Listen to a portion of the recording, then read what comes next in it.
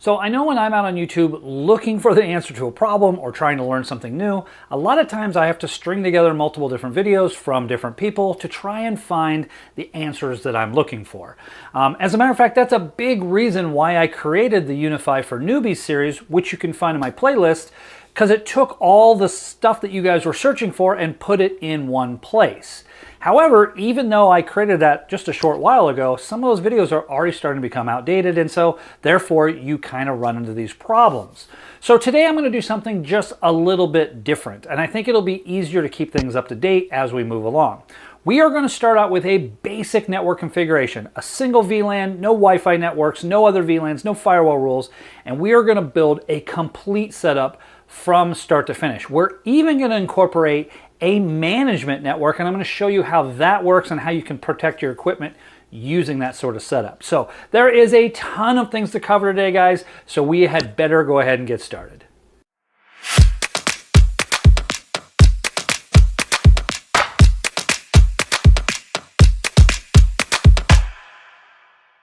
All right, so let's go ahead and kick things off and talk about what it is that we're going to be building today. So we are going to start off with our VLANs. Now, at our starting point, the only VLAN that's going to exist is that default VLAN, which is VLAN 1, and it was going to be a 192.168.1.1. This is very common with a lot of routers out there, even Unifi, so that is going to be our starting point. Now, as you can see, I have it marked as abandoned. We're actually not going to use VLAN 1 in our setup today. Now, we can't delete it. It has to remain there, but we can abandon it and choose not to use it. Now, I know a lot of you guys out there may be going, well, why do we not use it? You know, what's bad about it? So let me go ahead and just read something that kind of summarizes this pretty nicely for us.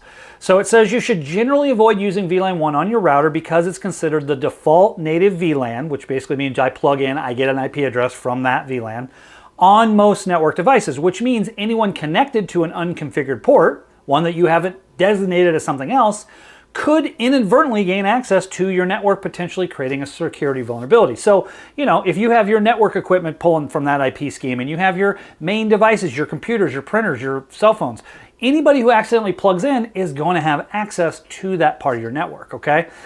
Now, it continues and says, it's best practice to designate a separate non-default VLAN for management, critical traffic, to enhance network security and minimizing the attack surface that's associated with VLAN 1, right? If I'm an attacker, I'm always going to try and go after that default VLAN 1 on the systems I'm going after, trying to attack. So we're just going to take that off the table and just make it so our system doesn't have it. And that's why I have it set up that way, okay?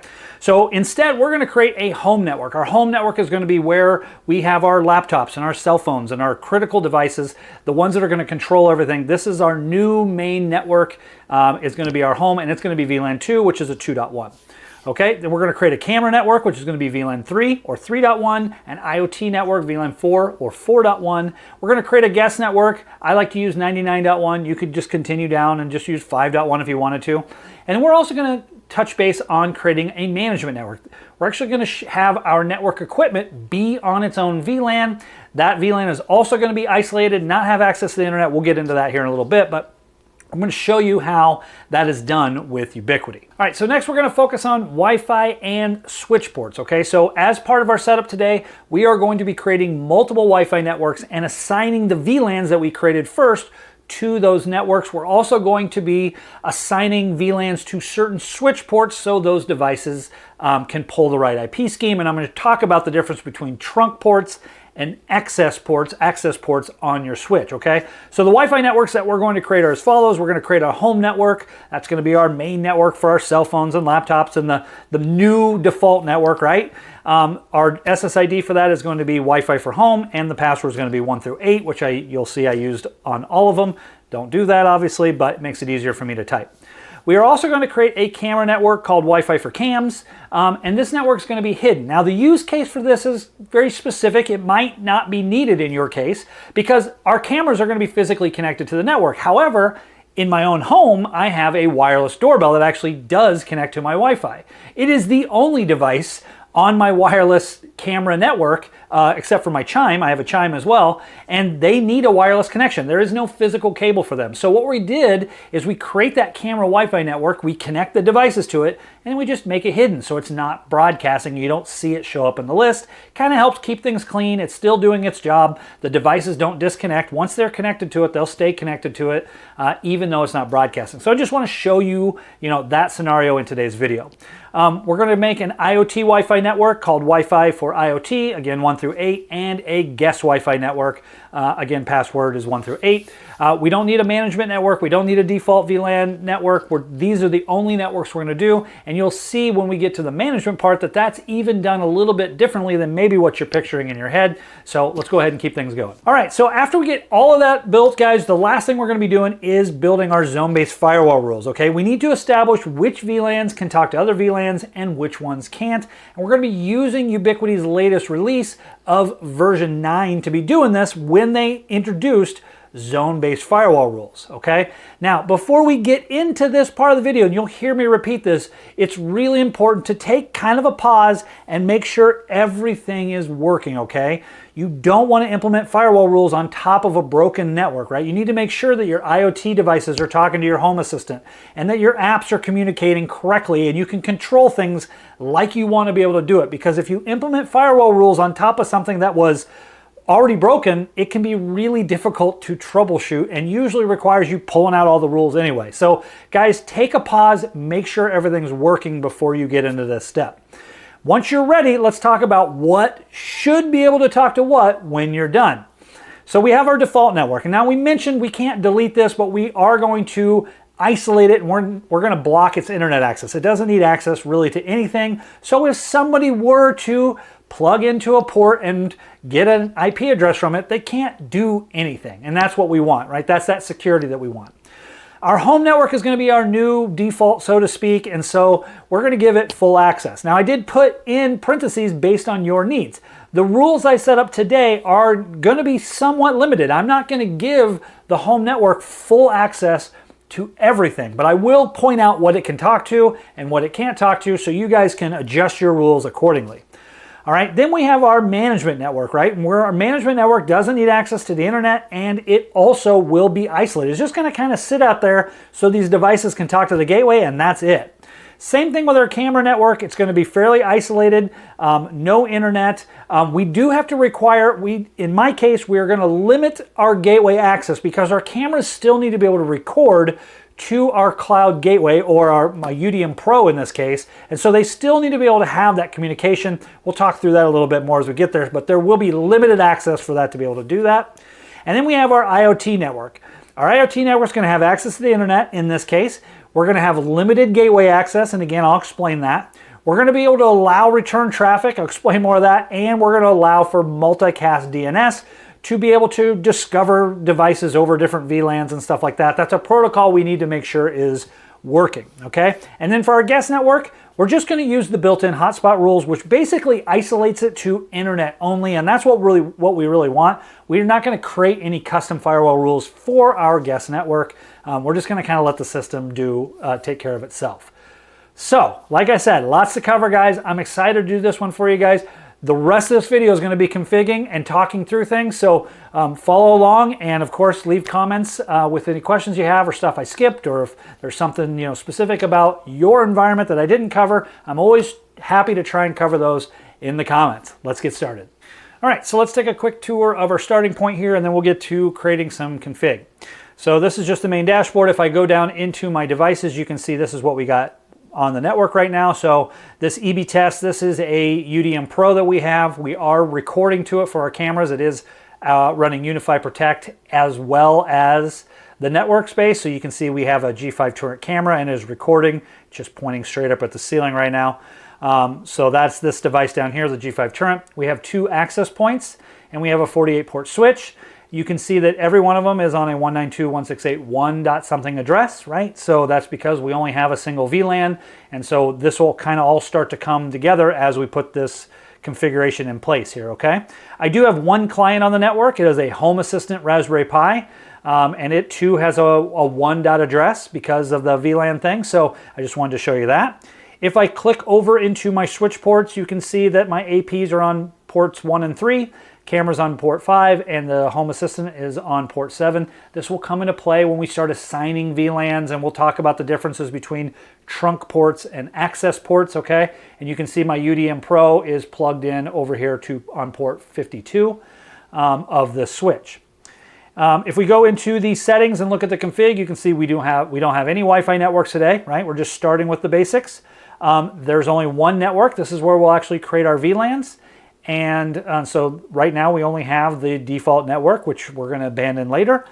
And if we go over into security, I do have the zone-based firewall rules implemented, like I've turned that on, but we don't have any rules in here. This is just what you get by default. If you see, if I was trying to sort these by the ones I created, it would have a customize here, and you can see there's nothing there. That's because we don't have any firewall rules, no custom zones, nothing. We're going to build all of that from scratch. Now for versions, because Ubiquiti likes to change things, in case you're watching this video 6 months from now, let's just talk about that. So I am running network version 9.0.114, as you can see right here. Unifi Protect is running 5.2.49, and our OS version, or our console version, is 4.1.13. This is pretty much up to date for February of 2025, okay? So that is what our basic setup is. That's what we're starting with. We're going to get in and get those VLANs created, and we're going to start carving this out, carving this network out, and getting things the way we want to. So let's go ahead and get started. All right, so the first thing I want to do before we make any config changes is we're going to do a backup of the system.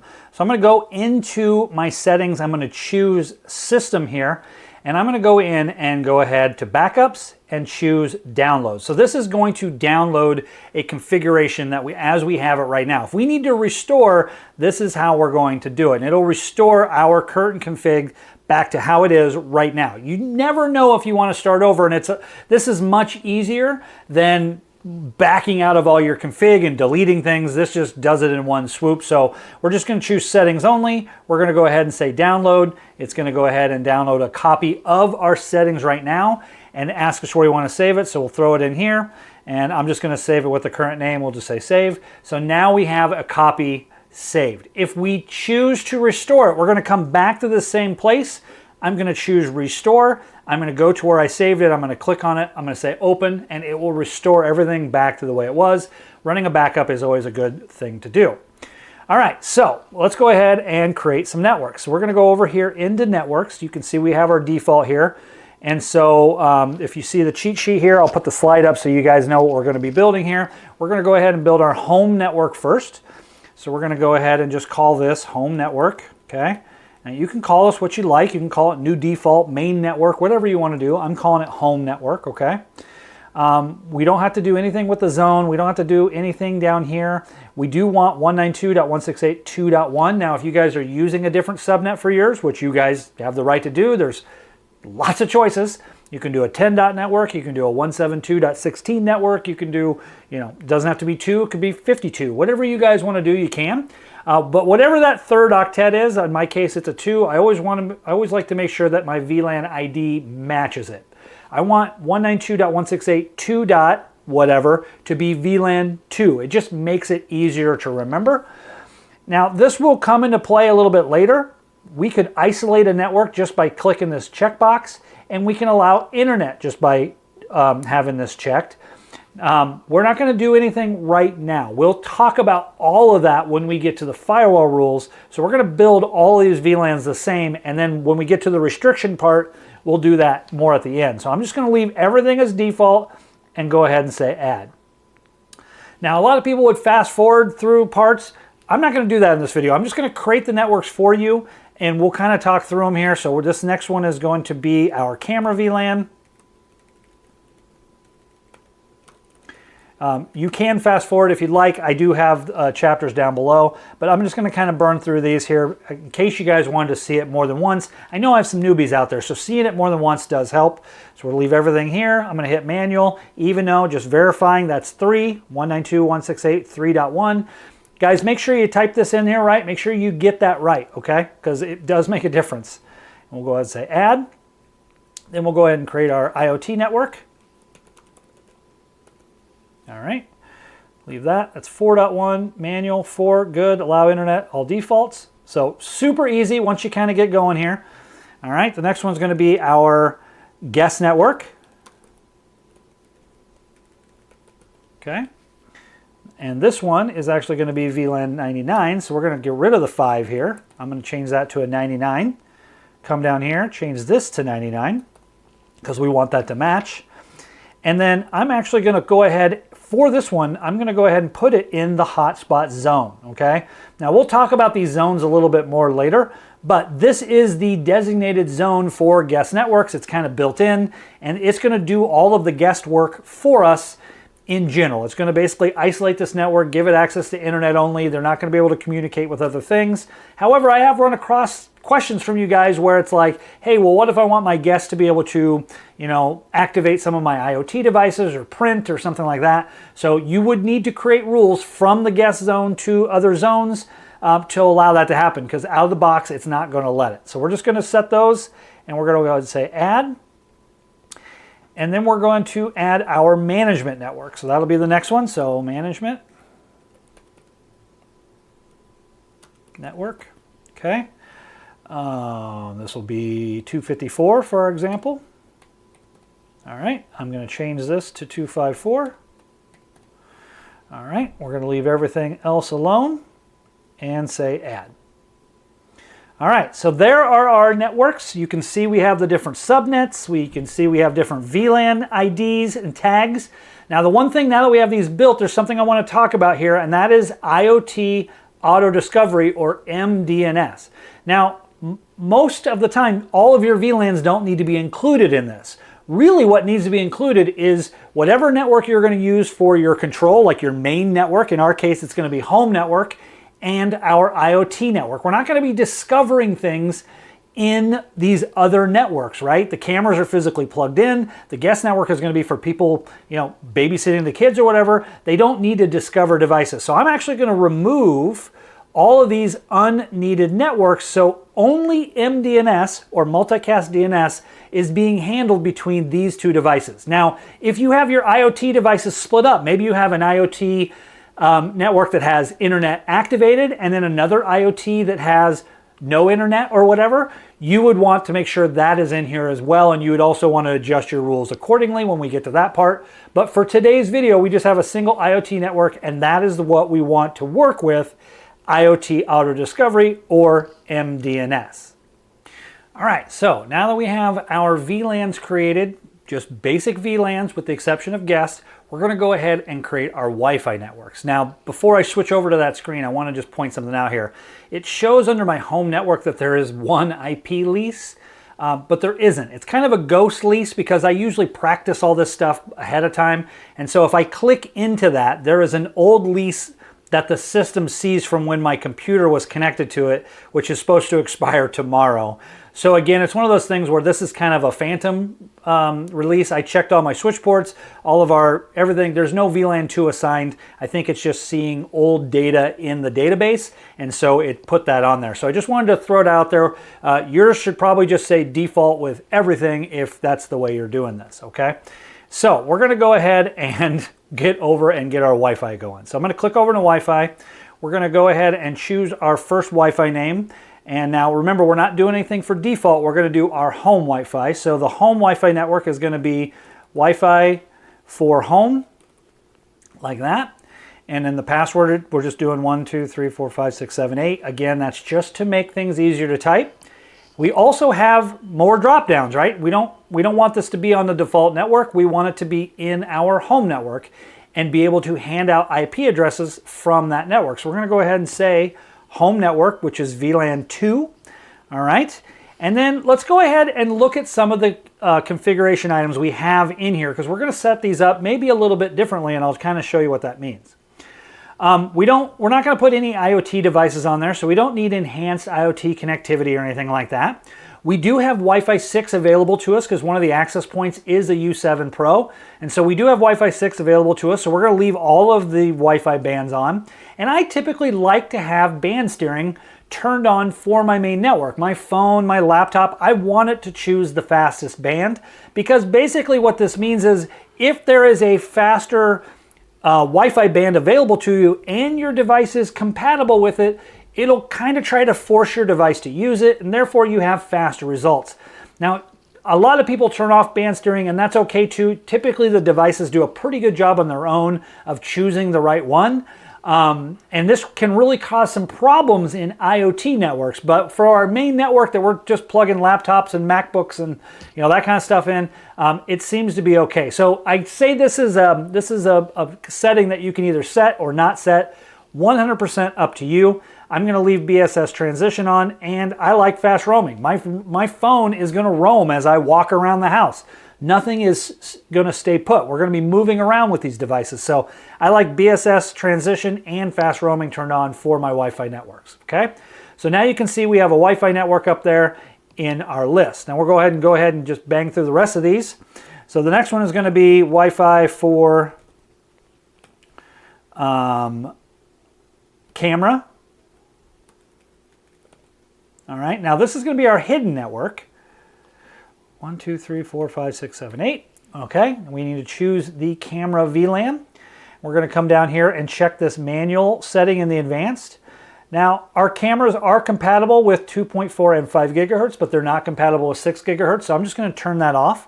I'm going to leave, I'm going to turn off band steering. I don't think we necessarily need it, and like I said, I don't want any connectivity issues with either my doorbell or my chime, so I'm just going to turn that off.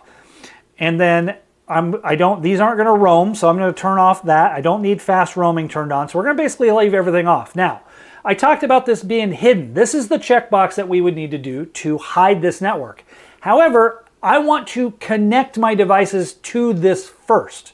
So I don't have a doorbell to connect. I just want to point this out. If this is you and you have some kind of wireless camera device, it doesn't have to be a doorbell. Maybe you have one of the wireless versions of their doorbells that you use for a nanny cam or just sit inside the house. You kind of move them around.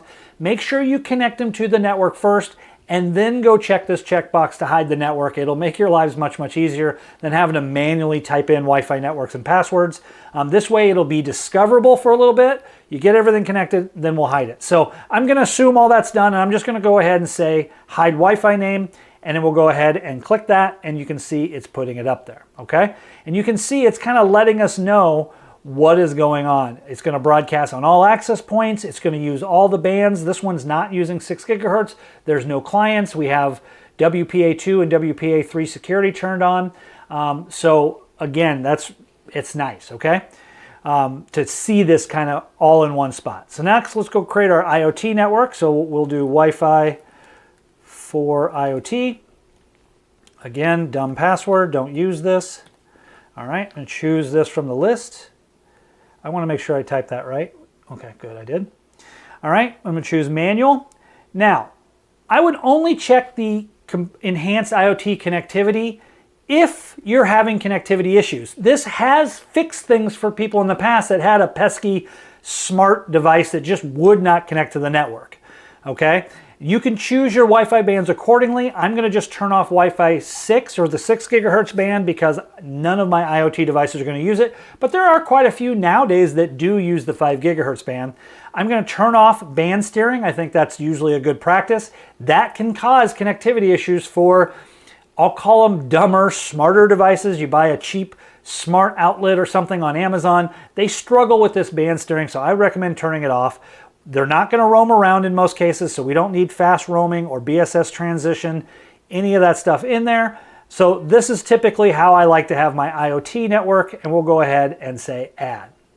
All right, and the last one we're going to do is our guest. So we're going to go ahead and say create new. We'll just do our guest network real fast. So this is Wi-Fi for guest. 1, 2, 3, 4, 5, 6, 7, 8. Okay, we're going to choose the guest network. So from the list.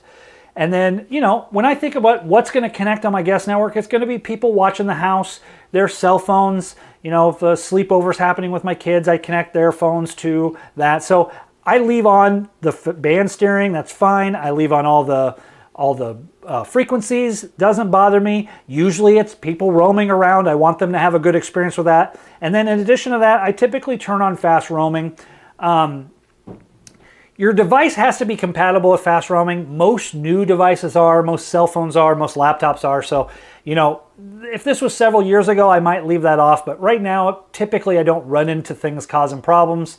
But if you did have a really old laptop, or maybe your parents were coming over and they had a really old laptop and you stuck them on the guest network, you might need to turn that off to allow them to function. Just depends on how old their gear is. But typically, most stuff works with that. So we'll go ahead and say add, and now we have all of our guest networks. Now you saw how we created them individually. We create all the VLANs the same. When we get to the IoT, or the zone-based firewall part of the video, we will kind of go back into our networks and stop internet access and some things like that, because I think it's just an easy way of doing it. So these are the Wi-Fi networks. The next thing we're going to tackle here is assigning these VLANs to our switch ports. And I also want to talk through the management VLAN that we set up so we can set our gear to use those IP addresses. So we're going to do that next. So let's start with switch ports, guys. This is really easy and ubiquity, but there's a couple things we want to cover as part of this part of the video, okay?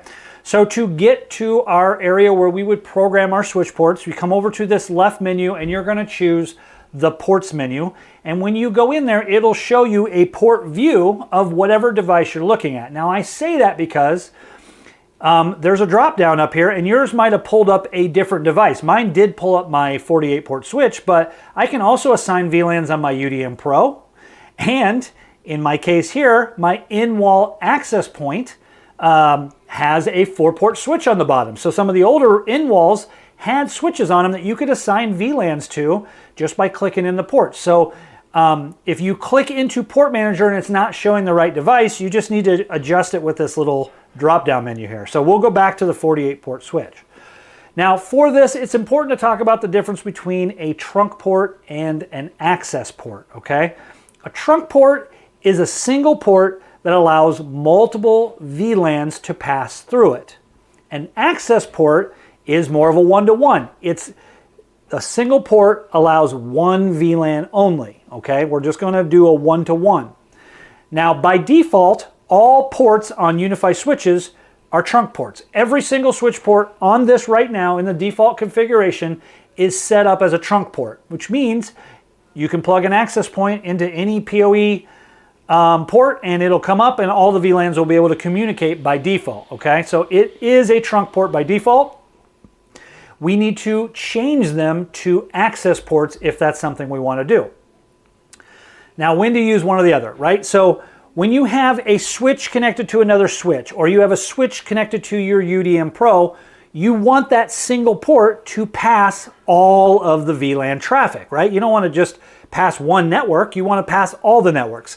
So typically your router to switch or switch to switch are going to be left as trunk ports, okay? And then the other one is your access points. Typically access points we want set up as trunk ports because I can connect to a single access point and join the IoT network and pull an IP from that, or the home network and pull an IP from that. You see what I'm saying? It's doing multiple VLANs on a single access point, which is plugged into this single port. So generally speaking, your access points will be left as trunk ports as well. However, my camera only needs to be on the camera network, a one-to-one. And my home assistant also only needs to be on the IoT network. It does not need to be or allow multiple VLANs to pass through it. So we're going to go assign these as access ports. Now, one of the other ones I will point out here that you might need multiple VLANs to pass through is if you're doing VMware and you have multiple servers running inside a VMware network and each one is maybe on a different type of network. And so that those ports that are connected to whatever is hosting your VMware might need multiple VLANs to pass through it. And so that may be another example of something where you'd want to leave it as a trunk port. Now for this video, we're just going to kind of keep things simple. We're going to assign our camera VLAN, or our camera to the camera VLAN only, and our home assistant to the IoT network only. Now this is done very easily. It's a click in, click out kind of system. So if I want to do my home assistant, I simply click that port and things come alive down here that allow me to configure them, okay? Now you can configure multiple ports at once. So let's say you were disabling a bunch of ports at one time. You could click them all and then choose disabled down here, and it would disable all of them at the same time. You don't have to do them one at a time. And if you click one by accident, you just click it again and it turns it off. So it's a kind of a click in, click out sort of thing, okay? So I just want to point that out. Now we only want to be on port 7, which is where our home assistant is. So the first thing I'm going to do is I'm going to name this port. So I don't want it to be called port 7, I want it to be called home assistant, okay? I want to know what's plugged into that port when I see my port list, okay? We want the port to be active. We obviously want it to work. We don't want it disabled. We're not restricting it. And this Pro AV, I'm not going to touch base on too deep, but basically there's some new protocols that you can set these switch ports to that allow like video or audio through network, and it's kind of more of an AV driven deal. And so all the Pro switches inside Ubiquiti's network offer this Pro AV profile that you can put on your switch ports. Kind of cool. So we're going to leave it as active. Now we want the native VLAN for our home assistant to be the IoT network, not VLAN 1, which we're not even going to use later, okay? So we're going to come down here and we're going to click this drop down and we're going to choose the IoT network, and that will mean that whatever's plugged into port 7 here will pull an IP address from that network, okay? Now, the next part down here is where we turn a switch port into an access port and make it no longer a trunk port, okay? So you can see down here that we are allowing all tagged VLANs on this port. That's what the allow all means. To make this an access port, you simply click block all, which is kind of counterintuitive. It feels like you're blocking something, but basically you're just blocking all of the other VLANs, tagged VLANs on the port, and just leaving this one native VLAN as the only thing on there. You're blocking all tagged VLAN management. Now, if you wanted to allow a couple, maybe you have a situation like your VMware server where you have a couple different networks, so you don't want to allow all of them, you only want to allow a few, you can click custom and then choose which networks you want to talk on that port, okay? You have that option there, which is kind of cool. All right, so we're not going to do that for this. We're just going to choose block all, make this a client port. I'm going to turn PoEs off. Normally it would be on, so we're going to turn PoE off because our Raspberry Pi does not need PoE, and I'm going to go ahead and say apply changes. Okay, so now in my list under port 7, you can see it's home assistant. The PoE is off, and it's on the IoT network. Okay, now we need to do that again, but for our camera. So we're going to click on the camera. I'm going to rename this. We're going to name it something that makes sense. We'll call this driveway camera, right? Wherever the camera is pointing is usually a good name for it, because you would have multiple cameras and you don't just want to call it camera. You want to identify, oh, my driveway camera is plugged into port 5. Okay, we're going to leave it active. We're going to change this to the camera VLAN, and we're going to choose block all, and we want PoE remaining, so we'll go ahead and say apply changes. Now that says driveway camera. Now I'm going to just go ahead and name these other ports. We're not going to change them to access ports, but I do like to name my ports. I think the more you can document in your network, the easier it is to find your way around. So we'll click on port 1.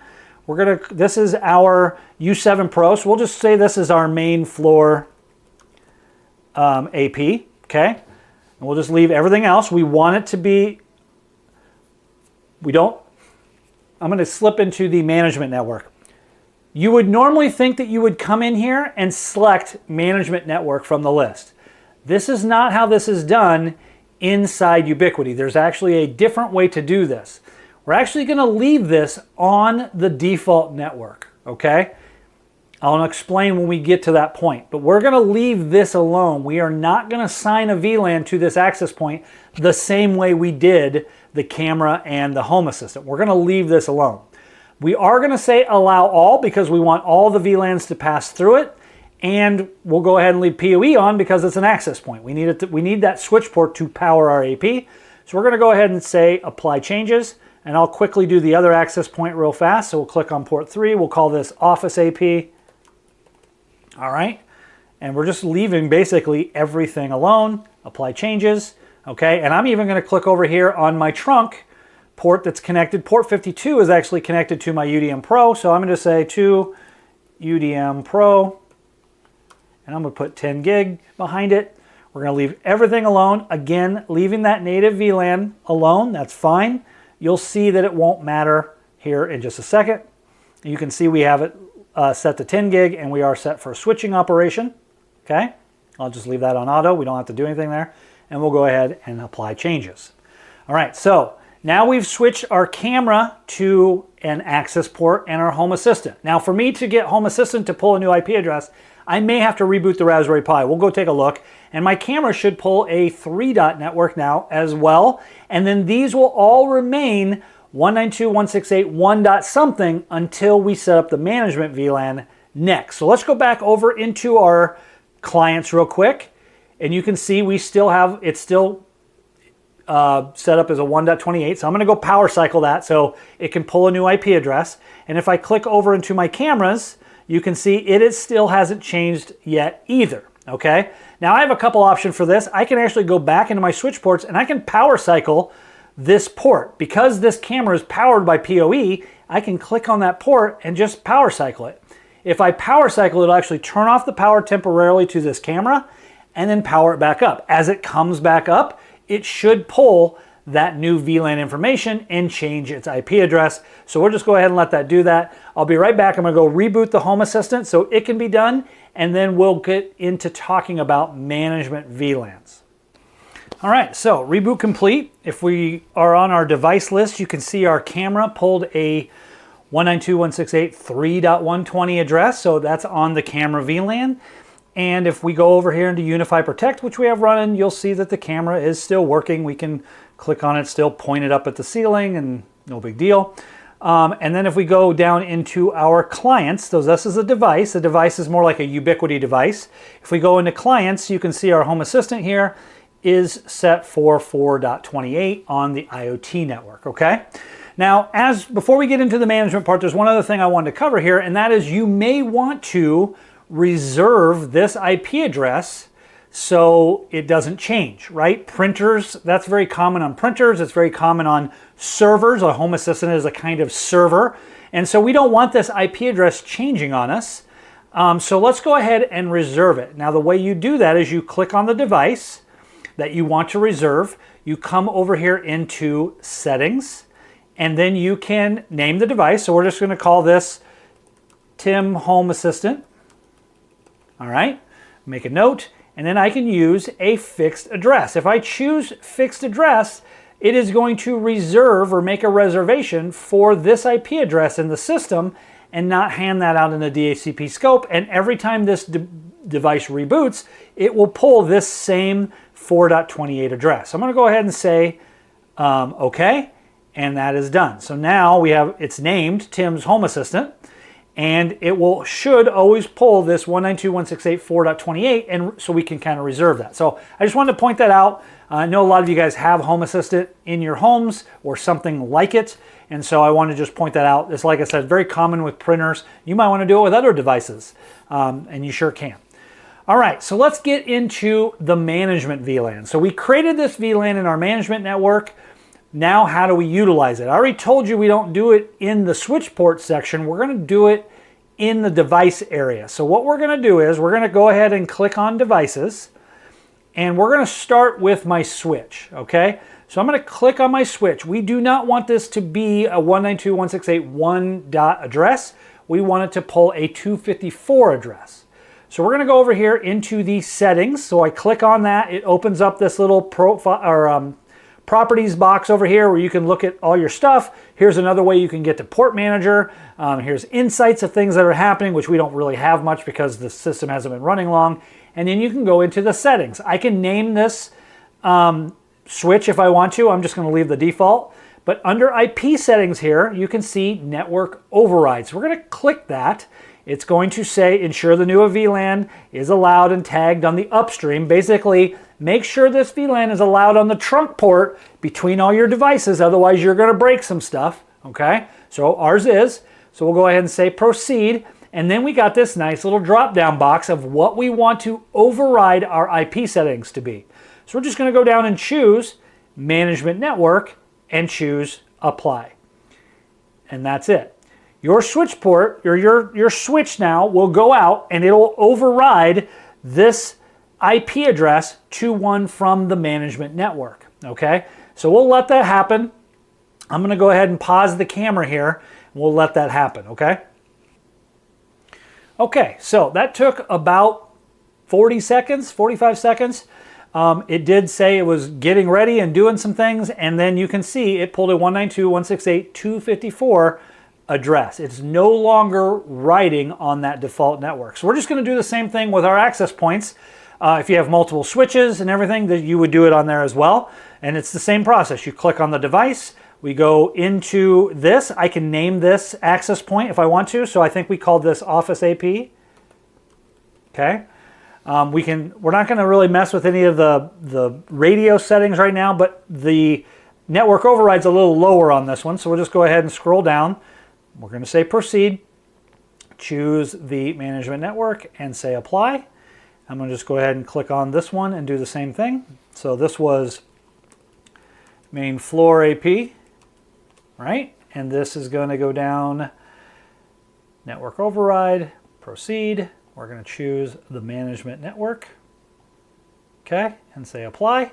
And you can see they're getting ready. And once it finishes getting ready, it will just pull an IP address from that network. So we'll go ahead and let that happen. And then there's one other setting I do want to talk about here as it relates to the access points that I believe you should turn off. And so we'll talk about that next. We'll give it a second here to pull their new IP address. Okay, so that took a little bit longer. The APs might take a little bit longer than the switches do to assign their new access or their new IP addresses, but you can see they now have IPs from the 254. Now, we can't really do anything about this, all right? So you can see that our router, this is our UDM Pro, still appears to have an IP address of 192.168.1.1. This IP address still exists on the UDM Pro, and so it's just how it's displayed to us, and yours will do the same. We're not going to be able to change this to a 254 address in the UDM Pro. If I click on it and go to manage, I don't have override in here, right? I can't do it. So just understand it's not because this is the router and this is where 192.168.1.1 actually lives and it is the default VLAN. That's just how it's displayed under this IP address setting to us. But if we go into, I believe, our networks, okay, so we go into settings and we go into networks, you can see there's no leases for the default network anymore. We have other leases that we're using, but no more on that one. So you can see we're not using it, even though on the device list, it does show a 1.1 address right here. That's just because that's where that IP address lives. Okay, so next I want to just show you a quick setting that I think you should disable by default as it pertains to your APs. So that is meshing. Our access points are physically connected to the network, okay? They're physically connected to our switch, they're getting PoE from the switch, and they're getting all their network information from their switch. Under the settings, you'll see this meshing right here, and a lot of times it's turned on by default. I recommend turning it off, okay? Now, unless the time you won't want to do this is that if you have an access point that is not powered by your switch, maybe you couldn't get a cable there, so you just plugged it into a PoE injector on a wall outlet to get it power. These access points, once it boot up, they can find each other and mesh together to create like kind of a wireless mesh between them, okay? If this is you, don't turn this off. But if all of your access points are physically connected into a switch and that's how they get on the network, having this checked could actually create network loops, which I try to avoid whenever possible.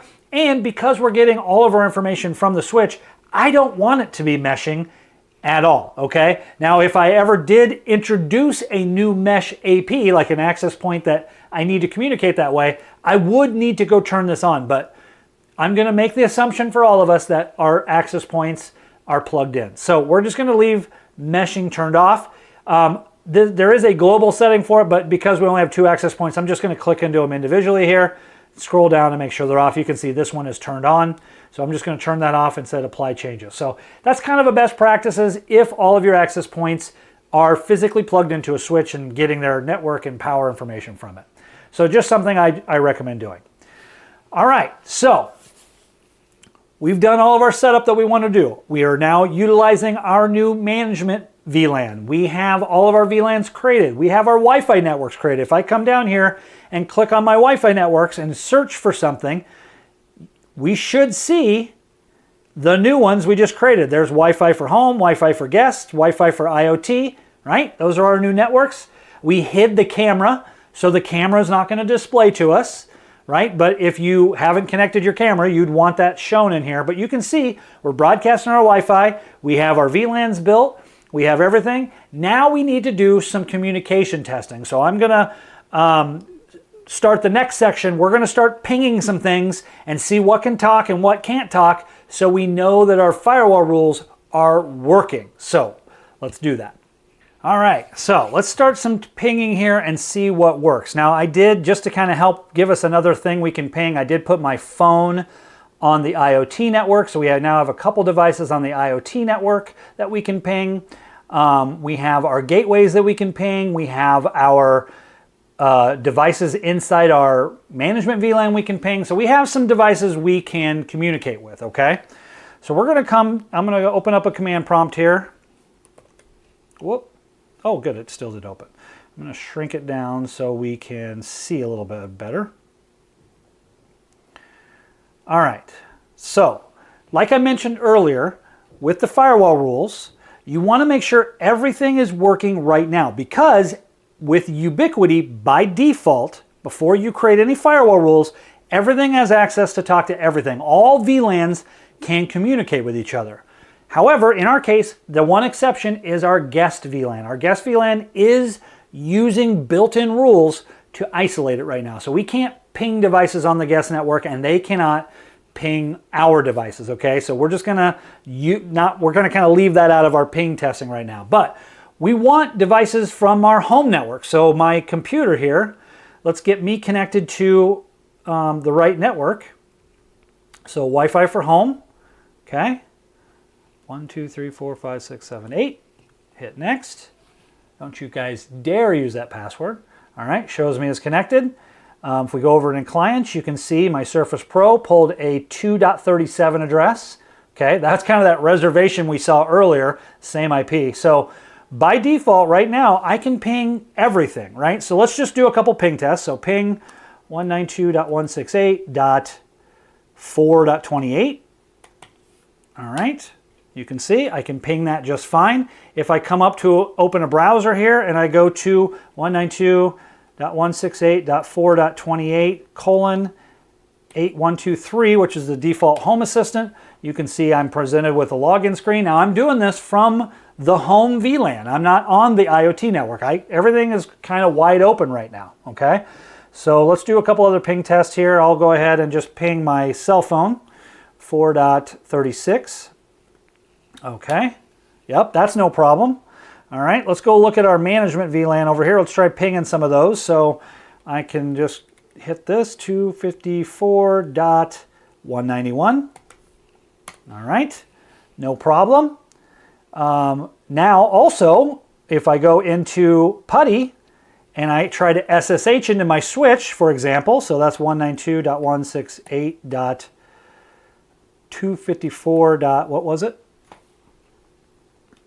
191. Okay, that's going to allow me to log into it. So I can PuTTY into things, I can SSH into things. You see we have full access to do this. Now, one thing I'm going to do next, real quick, is I'm going to connect this to my IoT network real quick. All right, 1, 2, 3, 4, 5, 6, 7, 8. And I'm going to connect my phone to the home network. All right, so now my laptop is on a network that we don't want to be able to ping everything, right? So my Surface now has pulled a 4.37. My iPhone is now on 2.77. So let's try to ping. I'll just show you, do an IP config. You can see there's my IP on the IoT network, and we want to ping 192.168.2.77. Okay, we can get there. Now here's something else we can do.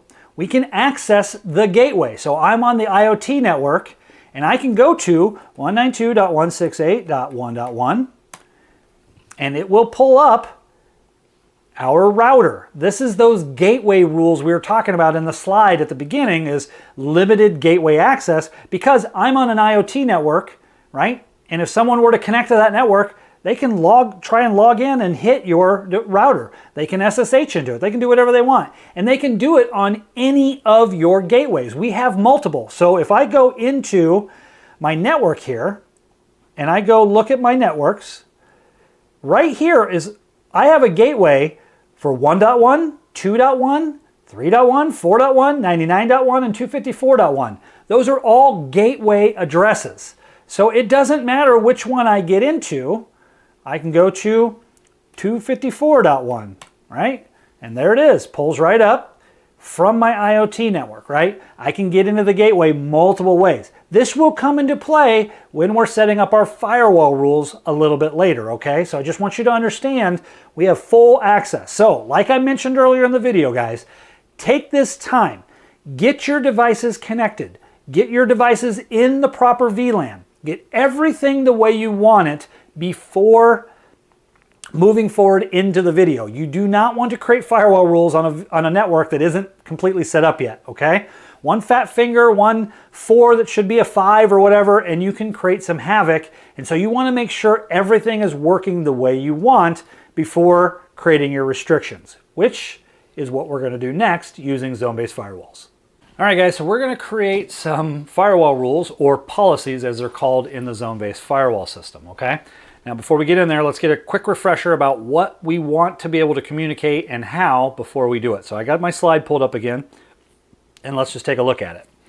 So our default network, the one we're going to abandon, should not have access to the internet and should be isolated. Now, I'm not going to have any devices on this to test, but we will create those rules which will do that for us.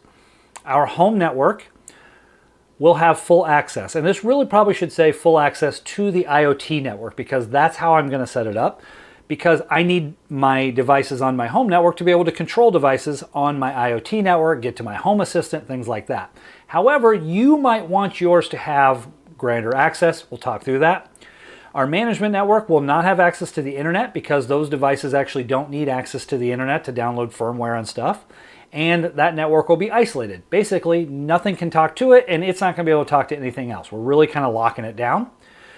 Camera network is not going to have access to the internet and is going to have limited gateway access. Because in our case, the cameras still need to be able to record to the gateway, we still have to allow some traffic to communicate from the camera VLAN to the gateway, because that's where my hard drive is and where the NVR and the Unifi Protect software is running. We don't want to break that. So we're going to have limited access to the gateway. Our IoT network will have internet access. We're going to also limit access to the gateway. We're going to allow return traffic. So if we communicate with it from the home network, it will be able to talk back to us. And we're going to allow MDNS, or multicast DNS, which allows you to discover devices on different VLANs, okay? And we set that checkbox earlier when we create our networks, okay? And in our guest network, it's just going to be internet only using the built-in hotspot rules. We're not going to do any pinging from the guest network. The rules that are built in just work, and so we'll be fine there, okay? And I don't want the video to be any longer than it already is going to be. All right, so let's get in there and actually create some firewall rules. First, we kind of need to discuss the firewall matrix and how it works, and then we'll get in there and actually start building this, okay? So to get there, we're going to go from the settings gear into security, and we're going to make sure the firewall tab is chosen. Yours might look like this, where it has the little diagram here. I just hit this little up arrow to make it go away because it's just in the way at that point. All right, now all of our VLANs that we created are sitting in the internal network. These are all the built-in zones that come on our system, okay? And when we created those VLANs, I didn't talk about it at the time, but there was a drop-down that basically said, just put this in the default zone, which was the internal zone, which is why they're all there. With the exception of the guest network that we chose to put in the hotspot. And once we did that, it created a bunch of rules down here in our firewall to allow what it's supposed to allow and block what it's supposed to block, okay? Now we need to do that for the rest of these networks to encompass what we just discussed on the slide, okay? Now, we just did a whole bunch of ping tests, and everything can talk to everything, and I can SSH into anything, right? We just discussed that. Now here's why. It's because of how things are listed here in our zone matrix, okay? Now the zone matrix is really great. It does allow you to really kind of know where you are in the firewall rules and be able to create rules very specifically to what you're trying to accomplish. It's an easy visual to be able to, know what you're setting up, okay? The source is the row. So we're going to come down to whatever row that we want the from traffic to be, and we're going to create a rule to the destination, which are all these columns. So if I'm creating a rule from my internal network to my hotspot network, I would go up to the internal network, go over to the hotspot network, click on the box, and that's where I would create my rule. That's how you use this matrix. It also explains why all of our VLANs can talk to each other, because if we go from the internal zone to the internal zone and click on there, the only rule in there is allow all traffic. Everything's allowed to talk to everything, okay? We were also getting to our gateway. So if I go from the internal zone from over to our gateway, you can see allow MDNS and allow all traffic, which means they can get to any of the subnets that our gateway addresses. As long as it's in that internal zone, it can get there, right? It's an allow all rule. So we're going to restrict this. Now we have two options. We could go into the internal zone and start closing doors, because you can see there's a lot of green, right? It has access to everything. So we'd have to start closing doors and creating a bunch of block rules. Or my personal preference is we go ahead and create two new zones and don't use the internal zone at all. When you create new zones, everything is blocked by default. This, I think, makes things a little bit more easy. So instead of going in and closing a bunch of doors to make sure our network is secure, our network starts out really secure, and then we just need to open the doors that we want to be able to communicate back and forth between the VLANs. To me, this is a better catch-all type of system, okay? So we're going to do that. So I'm going to create two new zones. One is going to be called Secure Zone, and the other one's going to be called Unsecure Zone. And we're going to put things like the VLANs that we want to protect, our management, even the default, even though we're not going to use it. I don't want to leave it out in some zone that has access to a whole bunch of stuff. So we're going to bring it in and restrict it. We're going to bring that one and our home network all into the secure zone, and I'm going to put the camera network and the IoT network in our unsecure zone. Now, an argument could be made that the camera network could or should go into the secure zone. However, it's really tomato at this point, right? You'll see when we create the rules that we're going to, because both the IoT network and our camera VLAN are going to have limited access to the gateways, we're going to create those rules exactly the same. And so we're going to just kind of stick those in the same group and just put them in the unsecure zone. But you can accomplish the same thing if the camera network was in the secure zone. So I'm just showing you one way to do it. Hopefully with the concepts we're talking about here, you can kind of make that decision for yourself. So we're going to create it for our first new zone. I click on Create Zone. We're going to call this Secure Zone. All right. Whoop. And we're going to choose what networks we want in there. So we're going to choose the default, the home, and the management. Okay, and again, camera will be in the other one for today's video. So we're going to say Save, Add Entry, click Proceed on the big scary message, and now we've created a new zone down here called Secure Zone. Okay, and if I move this, you can see it's primarily red. That means it's blocking by default, okay? Now let's go ahead and create our other zone. So we're going to click that again. This will be Unsecure Zone. All right, we're going to select Camera and IoT and put them over there. Hit Proceed. And now we have nothing in our internal zone. So this internal zone that has access to everything doesn't have any VLANs in it. So doesn't matter if it's got access or not. There'll be no devices ever in that zone, so therefore we don't care what it has access to. We've created these two new zones, and we're going to use those explicitly. Now, by default, like I mentioned, everything's kind of blocked. So by default, a lot of those networks that we had, we wanted to isolate them. We want them to kind of be by themselves. We just did that. Just by creating these two zones, we've isolated really every VLAN, okay? So if I go from, for example, Secure Zone to Secure Zone, it's block all. The only thing in there is block all traffic, which means that I can no longer ping stuff within the other VLANs within my secure zone. And I'll show you that. So we'll go over back into our devices. I'll pull this back up. I'm going to just hit the up arrow here. There's 254.191. Let's make sure I'm on the right VLAN here. I'm on the IoT network. Let me switch over to the home network. Okay. We'll switch over to that. So, okay, so now I'm in my secure zone. I'm in the same zone as the management network, okay? I got a 2.37 address. I'm going to try and ping 254.191, and you can see I can't do it. That's because inside our zones here, when you go from secure zone to secure zone, everything is blocked, okay? I would have to add access to be able to talk to that zone. Same thing from secure zone to unsecure zone. I can't ping the camera, okay? Oh, I lost my connection. There it goes. There it's back. All right, so if I do let me go into the right network here. So if I try to ping 3.120, okay, can't ping it. If I go into my clients and try to go to my home assistant, which is 4.28, I believe. Yep. Okay. Control C. I can't get there. If I try and pull up 4.28, 192.168.4.28:8123, I can't get there. Everything is blocked. That's because when we create those zones, everything is blocked by default, okay? It's blocking everything. Port 80, SSH, I can't SSH into things anymore. It is all blocked. All right. Now, also by default, we have access to the internet, okay? So we can get to the internet on any of these zones, and we can still get to the gateways. So my secure zone and any VLAN in my unsecure zone is allowing MDS and allowing all traffic. So this is one of the doors that we're going to need to close because we don't want devices on our IoT network to be able to SSH into our router or pull up a browser and go to 192.168.2.1. We don't want them to be able to do that. As of right now, those doors are open by default, okay? But every other door is closed.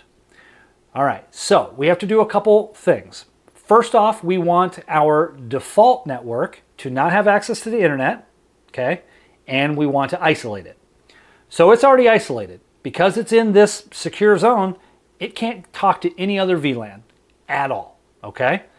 But there's two things it can do. It can get to the internet, and it can get to our gateway.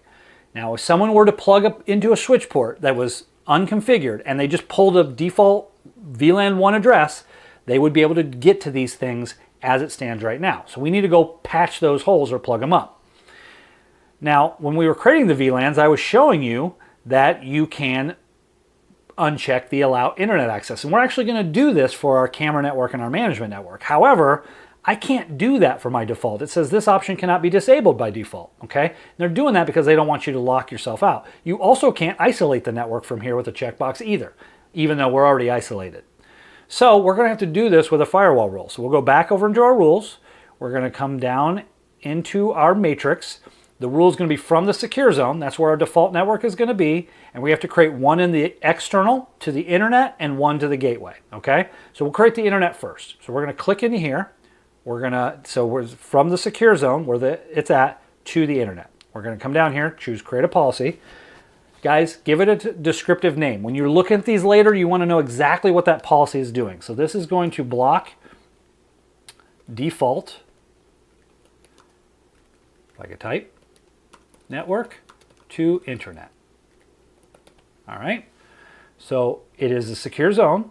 We just want the secure network or the default network. So we're just going to choose network and we're just going to check this box right here.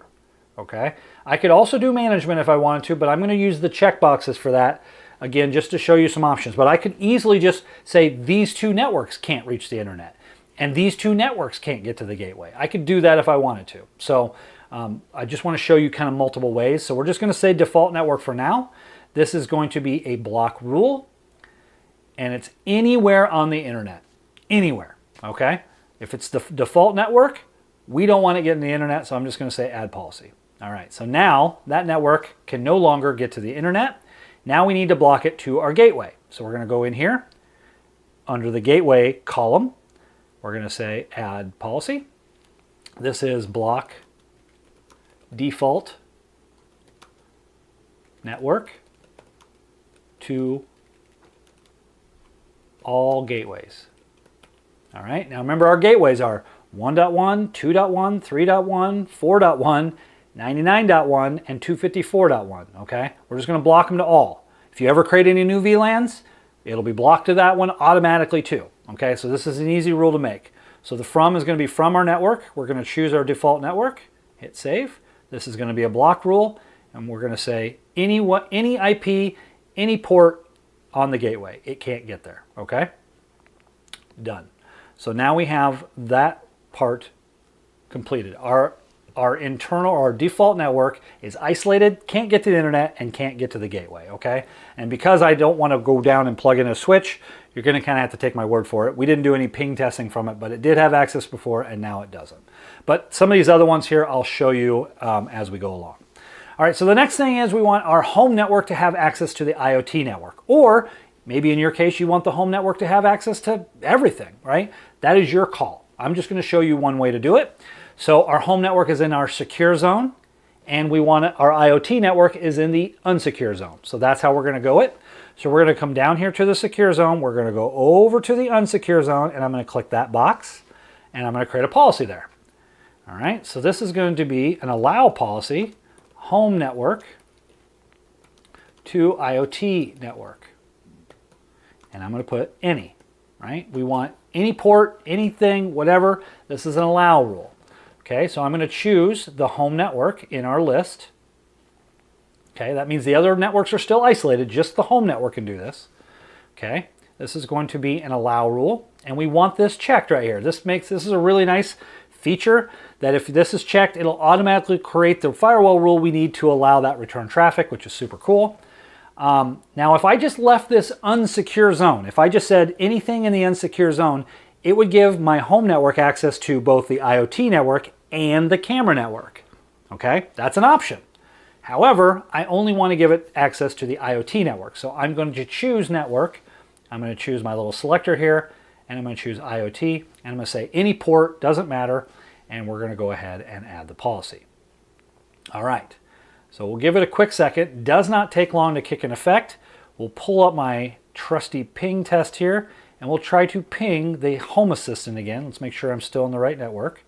Okay, I'm still in the home network. And now I'm getting replies from home assistant. I didn't get that a minute ago. If I go to 192.168.4.28:8123, okay, now we're back to my login screen. I can get there again across VLANs because I opened that door to be able to do it, okay? So you guys can take this from here. If you want the home network to have access to your management network and the camera network and stuff like that, you can absolutely do that. Maybe you like to SSH into your equipment and do certain things, or adjust the JSON file and all the other stuff.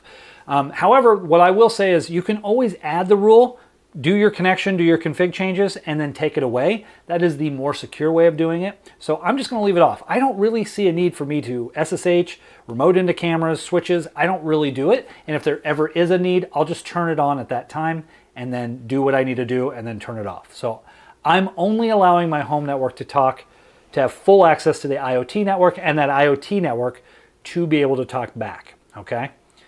If I was on the IoT network and I wanted to talk to a device on the main network, let's see, that will not work. So my cell phone is still on the home network. Let me switch real quick. Okay, let me just show you that this is in fact working the way we want it to. So I'm going to switch this over to the IoT network. Okay, and it's going to, there it goes. So if I go into my clients, my iPhone is 2.77. So I'll do an IP config. Okay, so I'm 4.37. I'm on the IoT network, and I want to ping 192.168.2.77. So from that to the home network, And you can see I can't do that, okay? So it's only allowing that one-way traffic just like we want. All right. All right, let's keep going here. So we next wanted our management network to have no internet and to be isolated. It's already isolated. That's a good thing. However, by default, it can get to the gateway, which actually in this case I want, because I'm still managing those devices from my gateway. So there really is no way for someone to plug in and pull a 254 address, and there's no way they can get there via Wi-Fi. So someone would have to hack in, program a port, plug in their deal to get access. So I'm not going to block anything to the gateway. I need my gateway to still be able to manage those devices. So we're only going to block internet, and we're going to keep it isolated. So let's go do that real quick.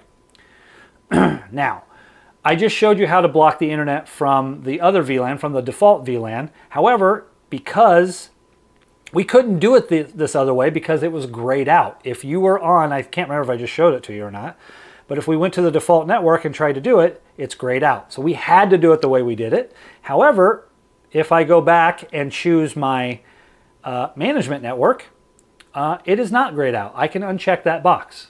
Okay, and then I could choose isolate network, and it would create a firewall rule that isolated the network, but the network's already isolated when we created the new zone, so we don't need to do that. So I'm just going to uncheck allow internet access and hit apply. And then while we're in here, I'm going to do the same thing for our camera network. We also don't want our camera network to have internet access. So I didn't know this by default. I actually took one of you guys commenting to me that your devices don't need access to the internet to download firmware. That's all done through the controller and then distributed out. So your switch, your cameras, your whatever, they don't need access to the internet. So we just turned it off. All right, so now we have our camera network, no internet. We need to limit the gateway access, and we need to limit our gateway access on our IoT network because it has internet. That's good. We have allowed return traffic. We're going to touch base on the MDNS here in just a second. This limit gateway access on both of these VLANs, which are both in the unsecure zone, is really all we have left. So we're going to go do that real quick. So I'll click right here. All right, go back over to our firewall. Now, if I'm in the IoT network, which I am right now, I can still go to 192.168.1.1. 192. All right, you can see I can still get there. I can't ping any devices that would be on this network, but because this is a gateway address and we have allow all happening on the gateway, I can still get there from my unsecure VLAN. So we need to stop that from happening. So in order to do that, we're going to do two things. We're going to restrict SSH traffic, HTTP traffic, so port 80, and HTTPS traffic, okay? Now you guys might need one of those open to do what you need to do, but by default, that's what we're gonna do. We're gonna block access from the unsecure to their own gateways on those three ports, and then we're gonna block from the unsecure zone to all the other gateways on all ports. The reason we have to do it this way is because my camera VLAN, my cameras still need to talk to the gateway. My NVR is my gateway. My Unifi Protect software is running on my gateway. In order to, if I just blocked it to its gateway, my camera would go offline and I would no longer be able to use it. I also had it set up where we were only allowing DNS on the IoT and then blocking everything else to the gateway. However, for a lot of you out there, that broke things in your network. There was other ports and protocols and certain devices use different ways to communicate to the gateway, and so part of your network worked, part of it didn't. It was kind of flaky operational. So the fix for that was to set it up just like I'm doing right now. And all of you reported back to me in the comments and said, yep, that fixed my problem. Thanks for showing me that. So I'm going to just re-show you what we did in here. This is a really good, simple way to set up your IoT rules. So we're going to go in here to security, scroll down. This is going to be from the unsecure zone to the gateway. We're going to click on that. All right. And I need to do one more thing here real quick. I forgot to delete something earlier. So I'm just going to delete this. There we go. We're going to recreate it here in a sec, but I want to show you guys the creation process. So we're going to create a rule from the unsecure zone. This is going to include IoT and gateway to the gateway zone, right? The 192.1, 3.1, 4.1, right? So the first rule we're going to create, or first policy we're going to create, is we're going to block unsecure zones, so both VLANs, to their gateway,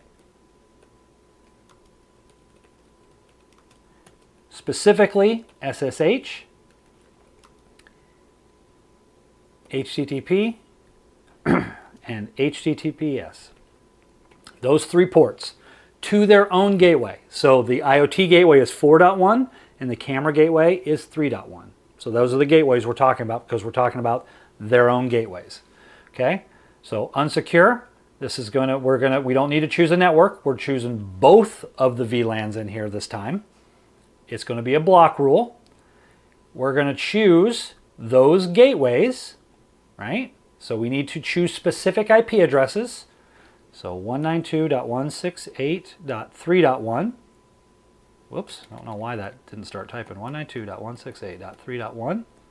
Okay, make sure you get this in here right, otherwise it won't block it. And we're going to add that. And then the IoT gateway is 192.168.4.1. Okay, and we're going to add that. And we only want to do it on those 3 ports. Okay, so as we go down to the next section, any port is selected right now. We don't want any. If we only had to block it on 1 port, we could choose specific because that allows me to pick a specific port. So in this case, we need to create a network object so we can put all 3 ports in there at the same time. So we're going to hit object. We're going to choose create new. It's going to go ahead and open up the box. We're going to give it a good descriptive name. This is going to be the ports for SSH, HTTP, HTTPS. Okay, and those 3 ports are 22 for SSH, 80 for HTTP, and 443 for HTTPS. Okay, so I'm going to create that network object. And so now for the ports, it has to match this network object, which is those 3 ports. And then we're going to go ahead and say add policy. Okay, so now it's created the block unsecure zone. So both of those networks to their own gateways on those 3 ports. Okay, so now we need to block the unsecure zone to all the other gateways, but on every single port. Because remember, the camera gateway needs to talk to its own gateway to be able to record. So that's why we didn't block everything. We want to just restrict it. But there's no reason for the camera or IoT network to get to 254.1, 1.1, 2.1. These are those other gateway addresses. So we're just going to block all of that. So we're going to create another policy. This is going to be block unsecure zone to other gateways, and this is going to be any, right? We're not just doing 3 ports, we're doing all the ports. So this, the whole zone is the from, this is a block rule, this is the gateway. We're going to choose those IP addresses, so we need to put it in there. So we can go in here, 192.168.1.1, okay? That's the default gateway. And 192.168.2.1, okay? That's the home gateway. And then we don't need to do 3 or 4. 192.168.99.1. Okay, that's the guest gateway. Okay, so they're just listing them down here. And then the management, 192.168.254.1. Okay, so we added that. And we're just going to do any, this time it can be any port. We don't care. And we're going to say add. All right. So now, while I'm on the IoT network, okay, if I go pull up a browser and I try to go to 192.168.1.1, I can no longer get there. If I tried to SSH into 192.168.my own, let's just say 4.1, right? So I'm not even leaving my VLAN. I'm staying in my VLAN but trying to access the gateway. I can't get there. Command prompt doesn't work. All right, so we have successfully blocked what we wanted to. However, in doing so, we blocked something else that we didn't want to, and that is MDNS. We put these in here, and they are above the allow MDNS rule. So we need to reorder these to fix that. We want MDNS to be allowed, and they're below the block rules. These are executed in order. So I'm going to hit reorder. I can't drag this one around, but you can see these ones that have lines, I can drag them. So I'm just going to drag those down. And I'm just going to make the allow MDNS rule to be on top. And there we go. So now we're allowing MDNS, like we talked about, okay? We have limited gateway access, we're allowing return traffic, and we can get to the internet on the IoT network, and our camera network can't get to the internet. So we've done everything we set out to do in just a handful of rules. And I'll show you the rules right now. If I click on all policies, so this is all of them, the built-ins, everything, and I uncheck IPv4, IPv6, and built-in, we did all of that in 5 rules. 5 simple rules that allows us to have a management network, not use the default network, have a home network that has access to whatever we want it to, have those networks be able to talk back to it with no problems. We've blocked access to the internet on certain VLANs. We've isolated certain VLANs. I mean, we've really created a nice secure network here in just a handful of rules, okay? And you can test this, put it to the test. You know, you might have to tweak yours. Hopefully there was enough of the concept described here and how to navigate this that you'll be able to tweak things. The one example, and I think I brought this up earlier, but this breaks the Magic VPN, Magic Site VPN, as it stands right now, because my secure zone is blocked on VPN. That's all blocked, right? So, let me uncheck custom. Let me just select all. If I select just that box, it says block all traffic. So my VPN traffic right now, as it stands, is blocked. I don't have any VPN network set up on here, so I can't really demo it for you, but you might have to open a couple more doors in your specific case, and hopefully you guys are armed with enough information to be able to do that, okay? So I'm gonna go ahead and wrap this up. We're gonna wrap up our thoughts on the video. I think all in all, it went really well, and hopefully you guys got a good picture of things. So let me share my final thoughts. Whew, we covered a lot of information today. I'm even starting to lose my voice a little bit, so hopefully that didn't come across in the video. Like always, guys, leave comments. Did this help you? Did it not help you? Ask questions. I always try to do my best to get back to you guys and answer your questions in the comments, assuming that I know the answer. If I don't, I usually tell you that too. So hopefully you guys were able to pick up the concepts that we talked about, and you'll be able to use those concepts in your own homes to be able to build and secure a great network. I really appreciate you hanging in there. As always, like, subscribe, all that good stuff, and we will see you guys down the road in a future video.